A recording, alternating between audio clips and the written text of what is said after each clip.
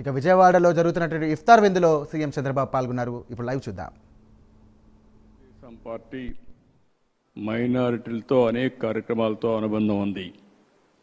ఈరోజు ఈ రాష్ట్రంలో సమైక్య ఆంధ్రప్రదేశ్లో ఏమైనా జరిగిందంటే అది తెలుగుదేశం పార్టీ హయాంలో ముస్లింలకు న్యాయం జరిగింది తప్ప ఇంకోటి కాదు.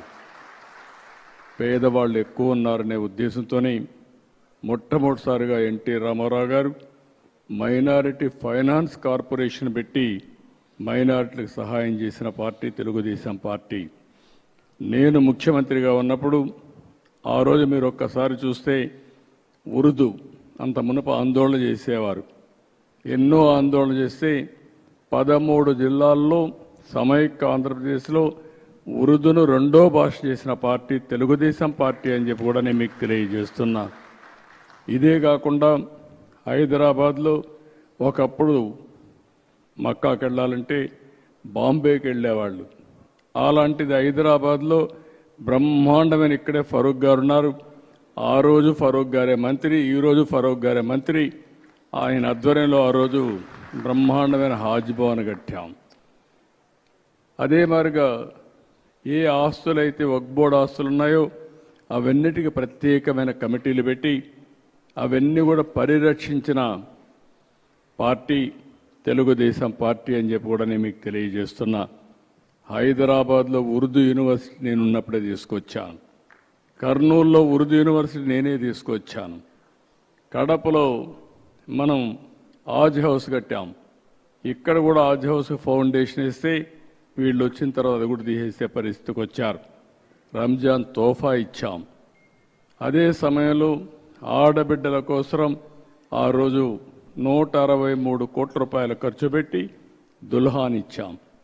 ఇలాంటి 1-2 కార్యక్రమాలు కాదు, మొట్టమొదటిసారిగా మౌజములకి ఇమాములకి హాన్రోరియం ఇచ్చిన పార్టీ తెలుగుదేశం పార్టీ అని చెప్పి కూడా నేను మీకు తెలియజేస్తున్నా.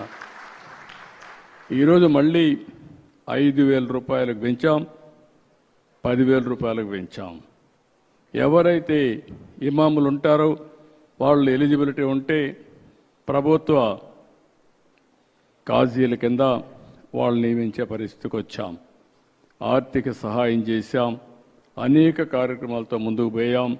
ఈరోజు నేను ఒకటే మీకు తెలియజేస్తున్నా, ఈ సంవత్సరం బడ్జెట్లో మీరు ఒకసారి చూస్తే 5,000 కోట్ల రూపాయలు, 5,300 కోట్లు పెట్టాం. పోయిన సంవత్సరానికంటే 1,300 కోట్ల రూపాయలు ఎక్కువ పెట్టిన పార్టీ తెలుగుదేశం పార్టీ. అదే మాదిరిగా జీవో నెంబర్ 43 తీసుకొచ్చి వక్ఫ్ బోర్డుని లేనిపోని కాంట్రవర్సీలో పడేసే పరిస్థితికి వచ్చారు. దానివల్ల కోర్టు పోయి అసలు వక్ఫ్ బోర్డే పనిచేయకుండా ఉండే పరిస్థితి వస్తే ఈ ప్రభుత్వం వచ్చిన తర్వాత ఆ జీవోను రద్దు చేసి మళ్ళీ అందరితో వక్ఫ్ బోర్డు కాన్స్టిట్యూట్ చేశాం. ఆస్తులు కాపాడతాం.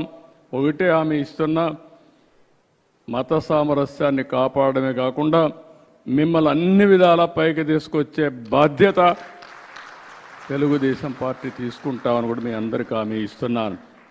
ఈ పవిత్రమైన మాసంలో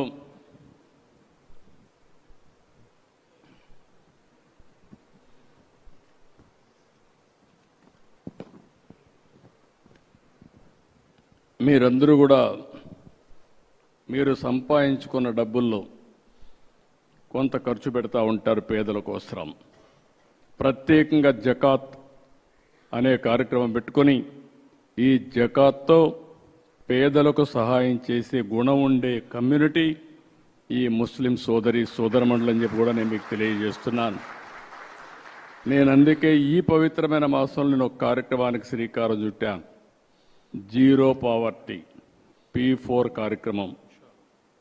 ఆ కార్యక్రమం ప్రకారం మీరు ఒకసారి ఆలోచిస్తే డబ్బులుండే టాప్ 10%, డబ్బులు లేని కింద నుండే 20%కి పూర్తిగా సహకరించాలనే నినాదంతో ముందుకు పోతున్నాను.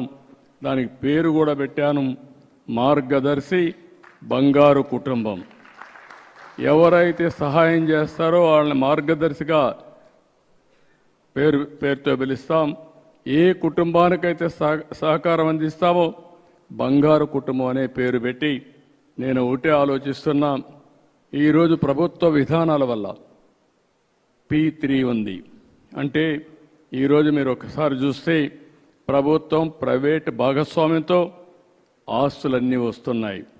ఒక రోడ్డు, ఒక టెలికమ్యూనికేషన్, లేకుంటే ఒక పవర్ ప్రాజెక్టు, ఇవన్నీ వస్తే మనకు వస్తువులు వస్తున్నాయి.